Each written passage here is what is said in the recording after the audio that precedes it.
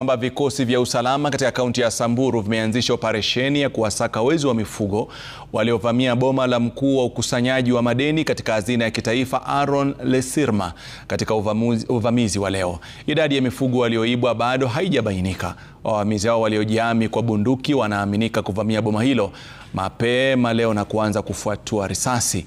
Boniface Baraza anaarifu zaidi kutoka Samburu.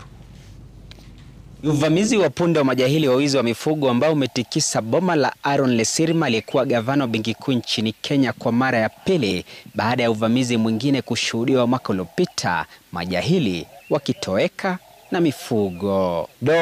Wahalifu walitufamia hapa Rosuk kwa boma ya mzee Aaron Lesirma, ambayo walikuja wakakata fence yake ambayo imewekwa kwa stima na ng'ombe ziko huko ndani. Wakaiba, na tumeona kitu mbaya sana kwa sababu ilikuwa imetulia, lakini sasa imeanza tena mambo mabaya. Na ya kwamba nimeona maneno yamekuwa ngumu, sababu sasa naona wasi wetu wanatufamia na wanachukua mifugo yetu. Kama huyo mzee anaitwa Aaron Lesirma, ni mara ya pili sasa ng'ombe yake kuibiwa na kukata stima. Hii ni mara ya pili kuvunjwa stima.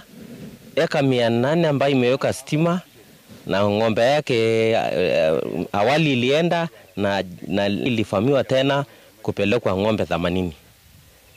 Na lisha ya serikali, ya juhudi ya serikali kufanya katika area hii, tumeona kwamba mambo imezidi sana. Wakazi wanahoji kuibuka tena kwa uvamizi wa wizi wa mifugo kunaibua hofu miongoni mwao na kuna tatiza shughuli nzima ya kilimo ikifahamika ni msimu wa upanzi. Mzee kama huyu Aaron Lesirma anajaribu kuweka maendeleo, investment mzuri sana ambayo tunaona ng'ombe siku hapa na tunaona maendeleo ya mashamba ya kulima, lakini sasa hatulimi. Sisi tunataka kulima saa hii.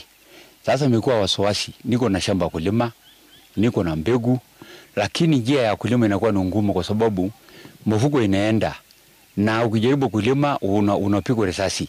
Na hii risasi wako na raia wezetu, na serikali wanajua hiyo maneno inaendelea. Wakazi hawa sasa wanashinikiza vikosi vya usalama vilivyotumwa eneo hili kushika doria kuingia katika handaki na maficho ya majahili hao ili kuwafurusha. Hiyo ndio sasa tunataka serikali wafanye juhudi kwa jeshi.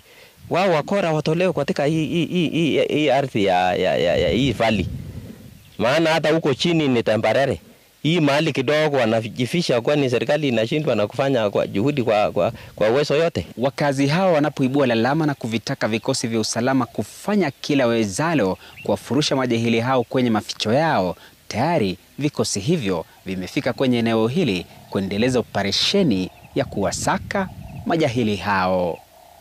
Boniface Baraza, Runinga Citizen, eneo la Losuk, gatuzi la Samburu.